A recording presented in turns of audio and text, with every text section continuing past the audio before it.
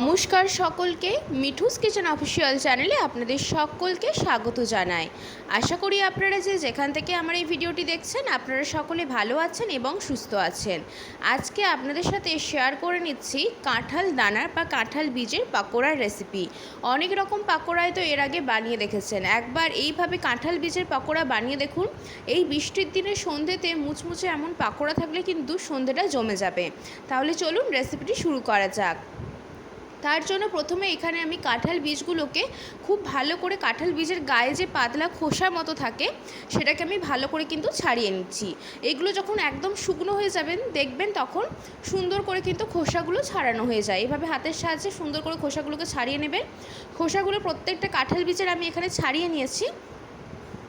বীজগুলো যখন খোসা ছাড়ানো হয়ে যাবে ঠিক সেই পর্যায়ে ঠিক এইভাবে পাতলা পাতলা করে বীজগুলোকে কেটে নিতে হবে। তাতে করে কি হবে, কাঁঠাল বীজের যে পাকোড়াটা আমরা করব, কাঁঠালের বীজগুলো আলাদা করে সেদ্ধ করে পেস্ট করার বা ম্যাশ করার দরকার পড়বে না। এইভাবে একদম পাতলা করে কেটে নেবেন। কেটে নেবার পরে আমি এখানে জল দিয়ে খুব ভালো করে কিন্তু 2 থেকে 3 বার জল পাল্টে পাল্টে আমি এখানে কাঁঠাল বীজগুলোকে ধুয়ে নিয়েছি। ধুয়ে নেওয়ার পরে কাঁঠাল বীজগুলো একটি পাত্রের মধ্যে আমি নিয়ে নিয়েছি। এখানে একদম পাতলা করে কেটেছি যাতে করে কী হবে, কাঁঠাল বীজগুলো যখন পাকোড়ার মতো করে ভাজা হবে তেলের মধ্যে সুন্দর মতো সেদ্ধ হয়ে যায় এবং খেতেও ভালো লাগে। তারপরে দিয়েছি 2টো মাঝারি সাইজের কোচানো পেঁয়াজ, 5 থেকে 6টা দিয়েছি এখানে কোচানো কাঁচা লঙ্কা, বেশ খানিকটা পরিমাণ দিয়েছি গ্রেট করে রাখা রসুন। এখানে আপনারা রসুনটা পেস্ট করেও ব্যবহার করতে পারেন। বেশ খানিকটা পরিমাণ দিয়েছি গ্রেট করে রাখা আদা, হাতের 1 মুঠো দিয়েছি কোচানো কারি পাতা। কারি পাতার ফ্লেভারটা ভীষণ ভালো লাগে এই পাকোড়াতে, সেই জন্য কারি পাতাটা দিয়েছি এখানে। পরিমাণ মতো নুন দিয়েছি যাতে পাকোড়াটা একটু বেশি মুচমুচে হয়, সেই জন্য সামান্য পরিমাণ দিয়েছি খাবার সোডা। এটা অপশনাল, আপনারা চাইলে দিতেও পারেন, নাও দিতে পারেন।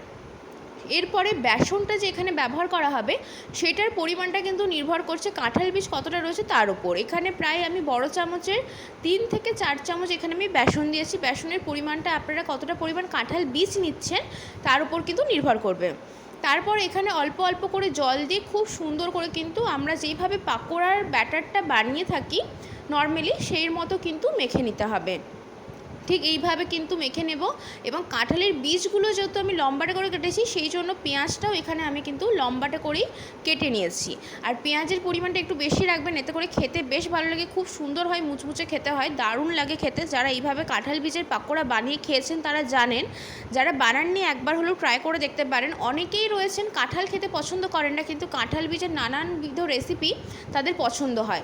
নর্মালি কাঁঠাল বীজ কিন্তু বাজারে আলাদা করে কিনতেও পাওয়া যায়। তো যারা কাঁঠাল খেতে পছন্দ করেন না, কাঁঠাল বীজের এরকম নানান রেসিপি ট্রাই করে দেখতে পারেন। আশা করব আপনাদের ভীষণ ভালো লাগবে।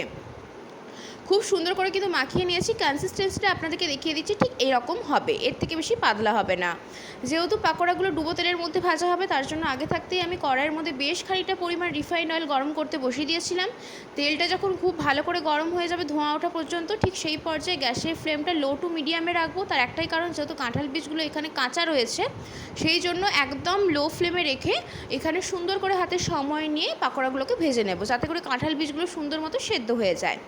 তারপরে এখানে আমি পাকোড়ার আকারে নর্মালি আমরা যেভাবে পাকোড়ার শেপ দিয়ে থাকি সেই মতোই দিয়েছি মাঝারি সাইজের।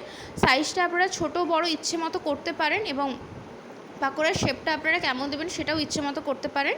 যতগুলো একসাথে আমার এখানে কড়াইয়ের মধ্যে হচ্ছে ততগুলো আমি দিয়ে দিয়েছি।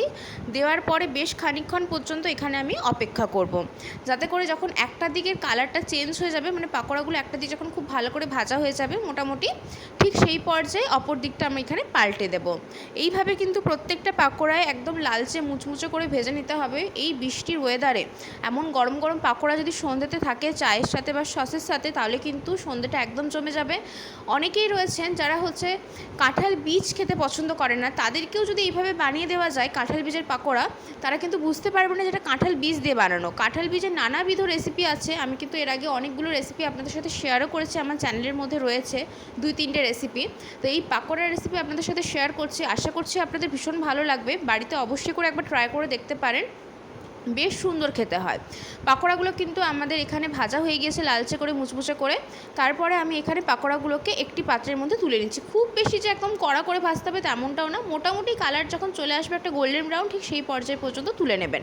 তারপরে যেই পাকোড়াগুলো আমাদের এখানে বাকি রয়ে গেছে ভাজতে সেগুলোকেও কিন্তু সেম প্রসেসে গ্যাসের ফ্লেমটা লো টু মিডিয়ামে রেখে এখানে কিন্তু আমি ভেজে নেব।